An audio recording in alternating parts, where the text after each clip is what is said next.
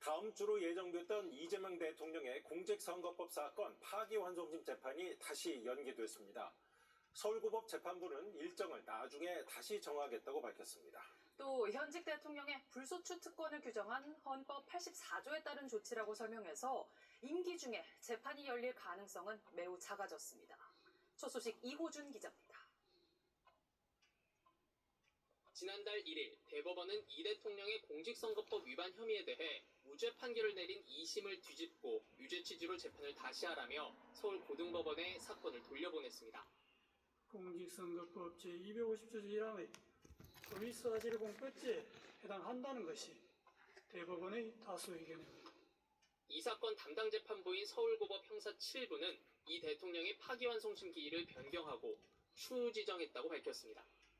기일 추후 지정이란 재판을 변경하거나 연기, 속행하면서 다음 기일을 지정하지 않는 경우를 말하는데 재판부는 헌법 제84조에 따른 조치라고만 짧게 설명했습니다.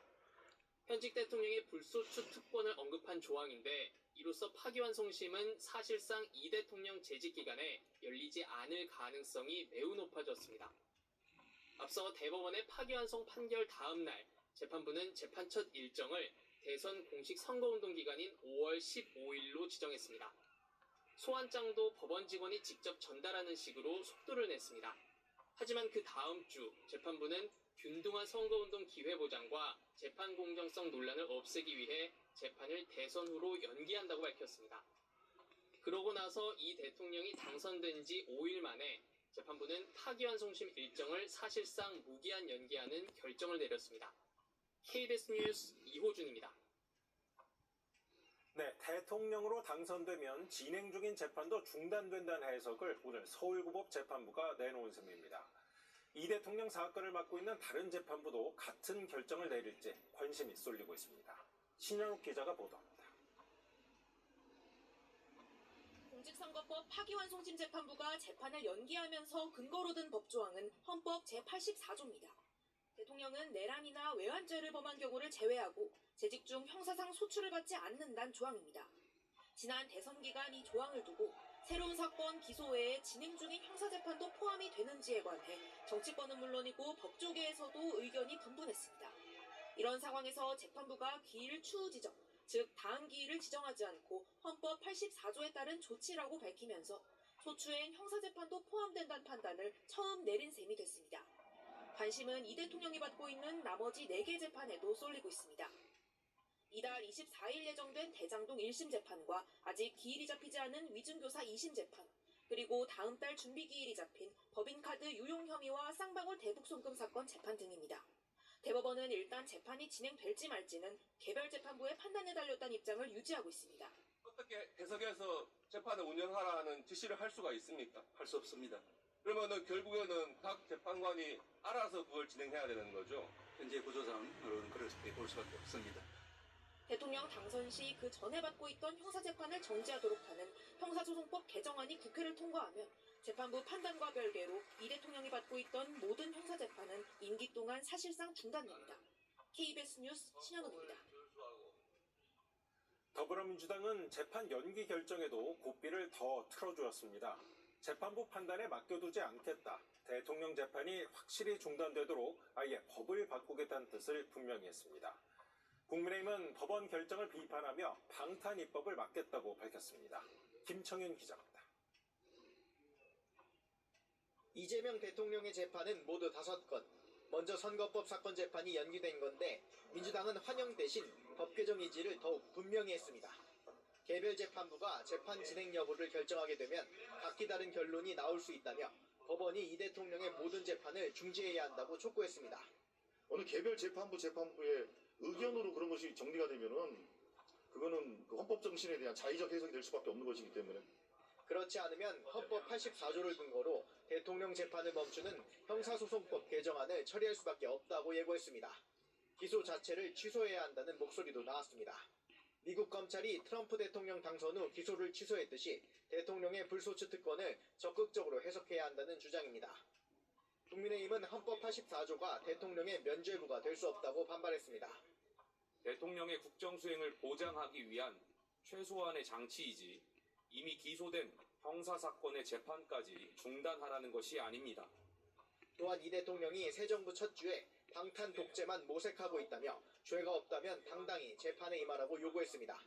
법원의 재판 연기 결정에는 헌법의 후퇴 선언이다. 권력에 무릎을 꿇은 것이다. 사법부 역사의 큰 오점이라는 비판이 쏟아졌습니다. 모든 수단을 동원해 형사소송법 개정을 막겠다는 방침이지만 의석수 부족으로 입법 저지는 현실적으로 어려운 상황입니다. KBS 뉴스 김청윤입니다. 네, 방금 보신 방침대로 민주당은 이른바 대통령 재판 정지법을 이번 주 본회의에서 바로 처리하기로 했습니다. 전 정부에서 거부권을 행사했던 상법 개정안과 방송 3법 처리에도 속도를 내고 있습니다. 보도에 원동희 기자입니다. 민주당은 오는 12일 본회의에서 형사소송법 개정안을 처리할 계획입니다. 임기 초반 이 대통령의 사법 리스크를 완전히 털어버리겠다는 겁니다. 형소법 개정안은 헌법과 형소법의 규정을 보다 명확하게 하려는 것으로 대통령 불소추 특권의 취지에도 정확히 부합합니다. 다만 허위사실 공표죄에서 행위를 삭제하는 공직선거법 개정안이나 대법관 수를 늘리는 법원조직법 개정안은 처리 시점을 고심 중입니다. 형사소송법 개정안과 일괄 처리해야 한다는 의견도 있지만 대법관 증언법 있잖아요. 이것도 원칙대로 처리하자. 법원이 이렇게 유화적으로 나오니까 우리도 그럼 유화적으로 나오겠다. 이렇게 하면 안 되는 거예요. 역풍을 우려해 속도를 조절하자는 의견도 당내에서 제기되고 있습니다. 윤석열 정부가 기업 경영활동을 제한한다며 거부권을 행사한 상법 개정안도 12일 처리될 가능성이 있습니다. 이재명 대통령은 선거 과정에서 상법 개정을 약속하셨습니다.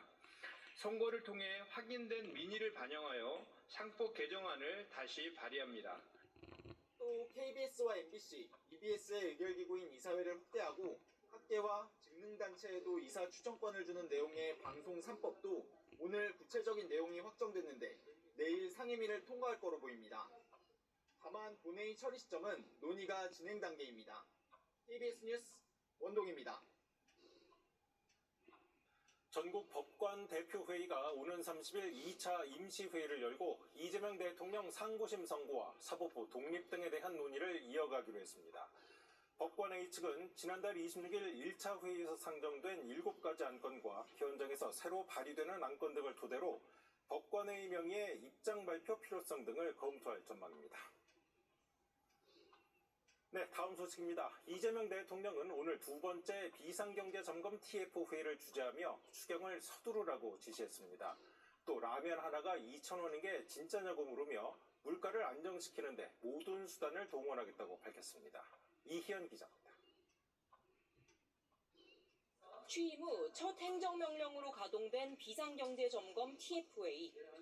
닷새 만에 두 번째 회의가 열렸습니다. 회의에서는 최근 심상치 않은 물가 동향이 먼저 거론됐습니다. 최근에 물가가 엄청나게 많이 올랐다고 그러더라고요. 라면 한 개 2,000원 한다는데 진짜예요? 이 대통령은 물가 안정을 위해 모든 수단을 동원하겠다며 필요하다면 즉각 조치할 수 있도록 준비하겠다고 밝혔습니다. 물가 문제가 우리 국민들한테 너무 큰 고통을 주기 때문에 현원하고 혹여 가능한 대책이 뭐가 있을지를 한번 챙겨서. 그러면서 다음 회의까지 물가 안정 대책을 마련해 보고하라고 말했습니다. 비공개 회의에서는 정부가 마련한 추경 방향과 규모, 부처별 추경 추진 사업에 대한 보고가 진행됐습니다. 이 대통령은 경기 회복과 소비 진작을 위해 추경 편성에 속도를 내달라고 지시했습니다. 또 추경이 취약계층과 소상공인을 우선하고 확실한 효과를 낼 수 있도록 부처 간 협업을 당부했다고 대통령실에 전했습니다. 이 대통령은 실무자들의 의견을 중요하게 듣겠다며 장차관뿐 아니라 필요하면 실무자들도 함께 회의에 참석하라고 했습니다. 효율적이고 효과적인 집행 방안, 보완 사항 등에 대해 점검하고 각 부처들의 의견과 대안을 듣고 조율하는 중요한 자리였습니다.